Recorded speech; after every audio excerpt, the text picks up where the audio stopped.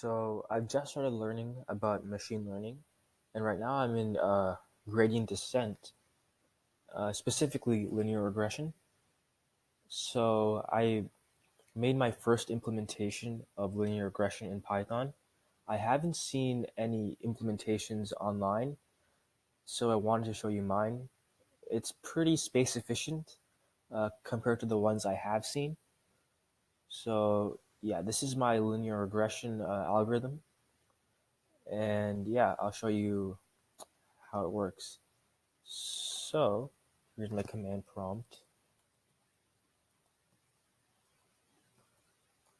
And if I run this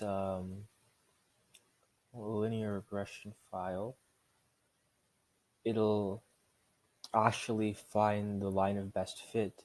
I entered these data points over here. Uh, these data points are non-correlated, so there is no perfect line of best fit, but this algorithm will calculate a line of best fit. So if we wait a bit, it's iterating about 100,000 times in order to get the closest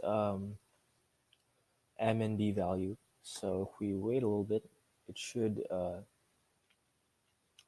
give me the final M and B value. And over here we can see the C value. The cost is slowly decreasing. Uh, yeah, so I guess let's just wait for it to stop iterating.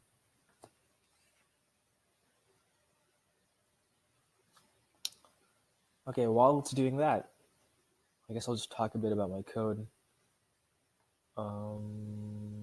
Yeah, okay. So I first imported NumPy. It's essential for matrix calculations.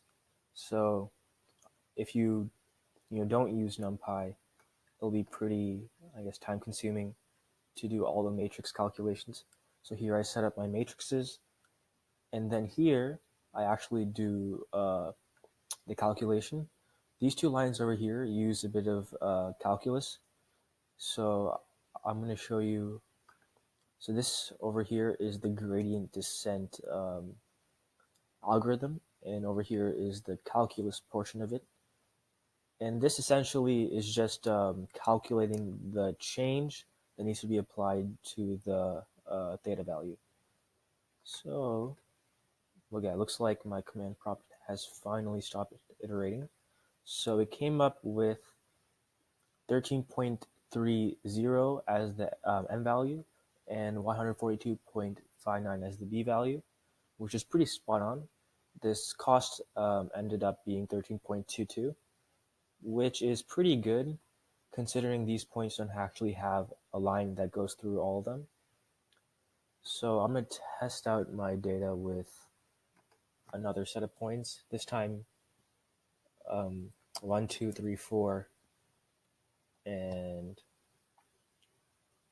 1, 2, 3, 4. This is obviously the y equals x line. And when I run this algorithm, let's change my iterations to 10,000 because I don't want it to iterate for a long period of time because it is a simple slope. So let's see. I'm gonna run this again. It should give me an M value of 1 and a B value and C value of 0. Because, yeah, okay, let's see. Yep. So it gives me the M value of 1. The B value is negative 1 to the negative 13th power, which is essentially just 0. And then my cost as well is 5.28 to the negative 27th power, which is, yeah, just 0. So that's about it for my machine learning algorithm.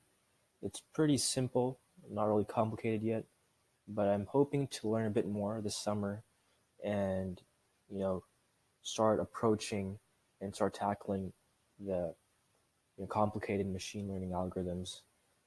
And yeah, so thank you for watching. and I hope you subscribe for more content coming soon.